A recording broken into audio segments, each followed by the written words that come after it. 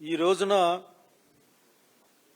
ఆంధ్రప్రదేశ్ రాష్ట్ర డిప్యూటీ ముఖ్యమంత్రి పవన్ కళ్యాణ్ గారు అదేం మీటింగ్ అది జనసేన నిర్మాణ సారథుల సమాచార సేకరణ కమిటీ కార్యాచరణ ఏదో కొద్దిగా ఇబ్బందిగానే ఉంది. జనసేన నిర్మాణ సారథులు సమాచార సేకరణ కమిటీ కార్యాచరణ ఇది ఈ మీటింగ్ పెట్టారు. ఈ రోజున చాలా విషయాలు మాట్లాడారు.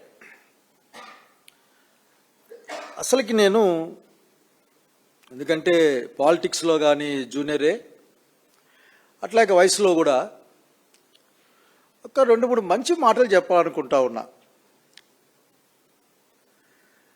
మేమంతా చిరంజీవి ఫ్యాన్స్గా ఆ రోజున అంతో ఇంతో మిమ్మల్ని కూడా చూసి ఏదో మా హీరో తమ్ముడు కదా అని ఇటా మిమ్మల్ని చూసాం.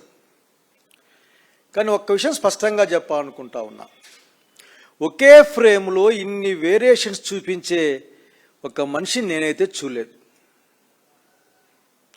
అతి తక్కువ కాలంలో అనేకమైన రాజకీయ సామాజిక అంశాలని అనేక విధాలుగా మాట్లాడిన రాజకీయ నాయకుడిని కూడా చూడలేదు.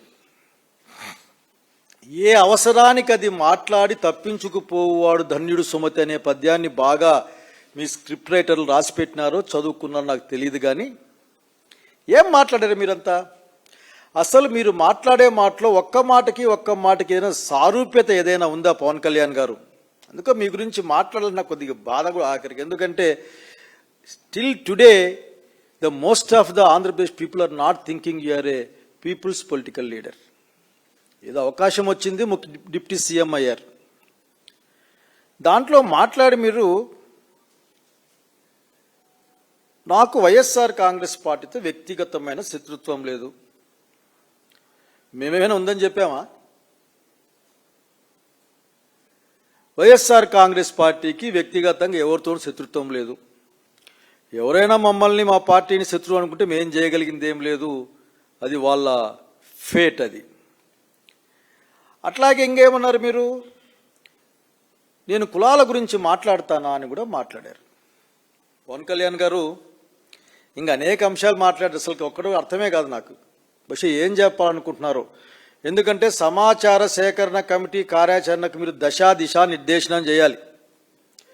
ఇటువంటి విషపు మాటలు, విష సంస్కృతిని సమాజంలో పెంపొందించే మాటలతో మీరు వాళ్ళని కార్యాచరణకు పంపిస్తే ఆంధ్రప్రదేశ్ రాష్ట్ర రాజకీయ రంగం ప్రజలకు వ్యతిరేకమైన విషతుల్యమైన వాతావరణాన్ని తీసుకెళ్తుందని చెప్పడానికి ఏమాత్రం ఎవరు అనుమానం పడాల్సిన అవసరం లేదు. ఏ ఒక్క మాట మీద కూడా నిలబడని, ఇచ్చిన మాట కోసం నిలబడే పార్టీ నాయకుడు జగన్మోహన్ రెడ్డి గారు ఒకవైపు, మా నాయకుడు రాజశేఖర రెడ్డి గారిని గుర్తెచ్చుకుంటే మాట తప్పము మడమ తిప్పమని సగర్వంగా రొమ్మిర్చుకొని ప్రకటించిన వాళ్ళుగా ఈరోజు చెప్తా ఉన్నాం. మీరు ఏ మాట మీద నిలబడ్డారా? ఎంత ధైర్యం ఉంది మీకు? ఆఖరికి నాకు అర్థం కాదు. సంక్షేమ పథకాల గురించి కామెంట్ చేస్తారు. అదే సంక్షేమ పథకాలు ఇస్తామని మీరు గౌరవ ముఖ్యమంత్రి చంద్రబాబు నాయుడు ఆనాటి ప్రతిపక్ష నాయకుడు సంతకాలు పెట్టి మరీ బాండ్లు ఇచ్చారు. మీరు డీసీఎం గారు, నేను వాళ్ళ అనుచరులు కూడా చెప్తా ఉన్నా, నాయకుడు మాట మీద నిలబడకపోతే నిలబెట్టాల్సిన బాధ్యత అనుచరులకి, ఫాలోవర్లకి, తత్వచింతన చెప్పే వాళ్ళకి ఉంటుంది కదా. గుర్తెచ్చుకోండి, ఒక రోజున ఎన్నికల ముందు బాండ్ పేపర్ లాగా ఇద్దరు సంతకాలు పెట్టించారు, ఇవన్నీ అమలు చేస్తాం మేము అని, అన్ని సంక్షేమ పథకాలు అమలు చేస్తామని. ఆ రోజున గుర్తు రాలేదా? ఆ రోజున సంక్షేమ పథకాల వలన లాభం లేదని గుర్తు రాలేదా? మీరు ఈ రోజున మళ్ళీ వైఎస్ఆర్సీపీని ఉదాహరణ, అసలు I'm thankful to you my dear Pawan Kalyan ji. Jaganmohan Reddy గారి ప్రభుత్వం ఆంధ్రప్రదేశ్ రాష్ట్ర ప్రజల సంక్షేమం కోసం పనిచేసింది. సంక్షేమ రంగాన్ని మారుమూలకు కూడా విస్తరించింది. కులం లేకుండా, మతం లేకుండా, పార్టీ లేకుండా అందరికి కూడా ఇచ్చే విధంగా ప్రయత్నం చేసిన విషయాన్ని మీరు గుర్తించి మాట్లాడినందుకు, అంతకంటే బాగా చేస్తామని చెప్పి వచ్చారు బహుశా మీరు చంద్రబాబు నాయుడు గారు. ఈ రోజున దానికి ఉపయోగం లేదు అని మాట్లాడుతూ ఉన్నారు. పైగా లేని నిందలేసే ప్రయత్నం కూడా చేస్తారు మీరు. మౌలిక సదుపాయాల కల్పనలో అసలుకేం పట్టించుకోలేదు మీరు అని. మీరేసిన గుంతల్లోనే నాట్లేస్తూ ఉన్నారు.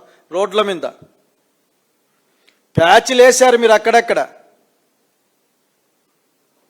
చెప్పడానికి చేయడానికి ముందు ఆలోచించుకొని మాట్లాడితే బాగా ఉంటుంది డీసీఎం గారు.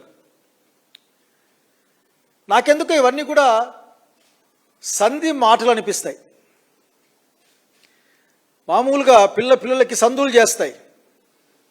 ఎక్కువ జ్వరం వచ్చేసి ఏందేందో మాట్లాడుతూ ఉంటారు. దాన్నే సంధి మాటలు అంటారు మా రాయలసీమలో.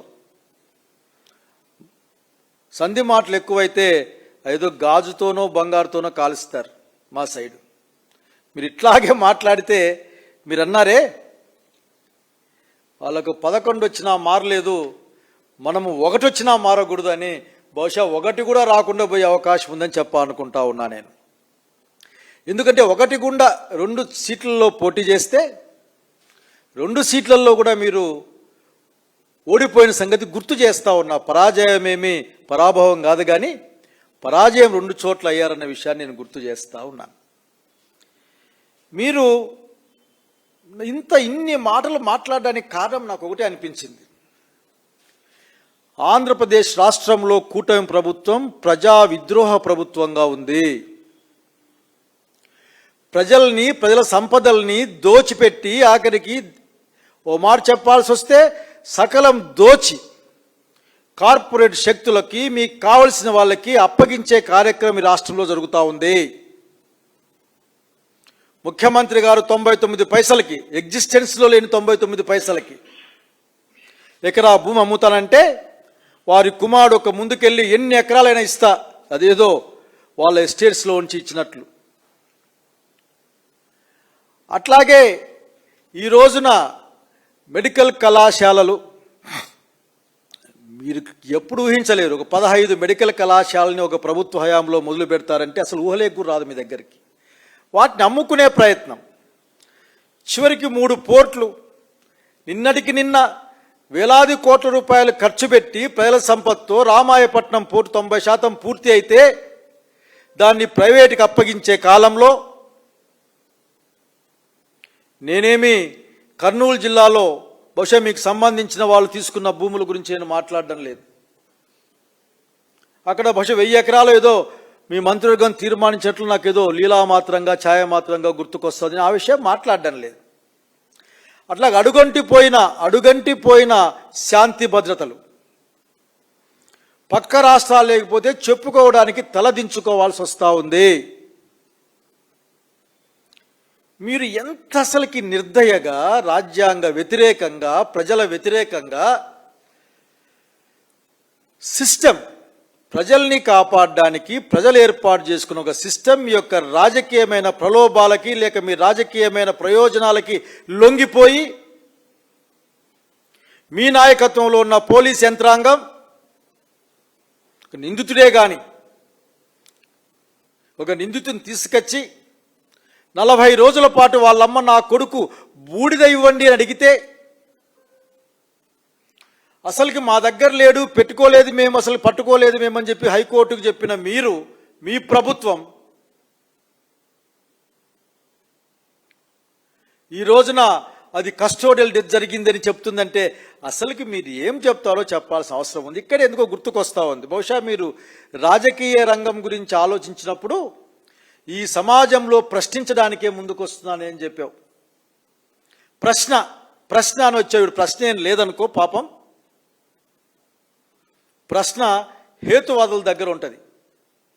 హేతు మర్చిపోయిన వాళ్ళుగా మీరు కనిపిస్తామని రే కాలానికి నాకు. మీరు గతంలో వేసిన ప్రశ్న ఏదో అర్థం కాదు, దానికి సమాధానం వచ్చింది. వర్తమానంలో ఏ ప్రశ్నకు మీరు సమాధానం కూడా చెప్పడానికి కానీ ప్రశ్న వేయడానికి కానీ సిద్ధంగా లేరు. చివరికి క్రాంతి కుమార్ అని పేరుపోయి వెంకటేశ్వర ఎంఆర్పిఎస్ నాయకుని కుమారుడు ఈ పోలీసు వాళ్ళ దాష్టికాన్ని నేను తట్టుకోలేకపోతున్నాను, నా ప్రాణాలు తీసుకోవడం తప్ప వేరే మార్గం లేదని ఆత్మహత్య చేసుకున్న సూసైడ్ నోట్తో ముందుకొస్తే మీ ప్రశ్న లేదు, దాని గురించి మీరు మాట్లాడరు. ఏమైనా మాట్లాడితే ఆ గంగమ్మవ్వ ఆమె నా కొడుకు చనిపోయాడు అంటే మీరు చేసేది ఏమంటే మీ దగ్గర లేని డొల్లతనంతో వాళ్ళ శల్య పరీక్ష చేసి వాళ్ళని రకరకాలుగా మాట్లాడే ప్రయత్నం తప్ప మీ దగ్గర నుంచి నాకు సత్యం ఏం కనపడలేదు. డీసీఎం గారు, మీరు కులాల గురించి మాట్లాడతారా అని చాలా పెద్దగా మాట్లాడారు మీరు ఆఖరికి. అట్లాగే విధానాల గురించి ప్రశ్నిస్తే తప్ప? అసలు ముఖ్యమంత్రి గారికి అడుగుతా ఉన్నాను, ఉప ముఖ్యమంత్రికి అడుగుతా ఉన్నాను, మేము చేసే పని అదే కదా. మీ విధానాల గురించే ప్రశ్నిస్తూ ఉన్నాం మేము. పవన్ కళ్యాణ్ గారు, అయ్యా అమరావతిలో కట్టబడే ఆ అమరావతి అనే ఒక రాజధాని రాయలసీమ లాంటి ప్రాంత రైతుల కన్నీళ్ల మీద రక్తం మీద కట్టబడతా ఉంది. అది అప్పుల కుప్పగా మారుతా ఉంది. ఈ రాష్ట్రానికి మొత్తం భారంగా మారుతా ఉంది.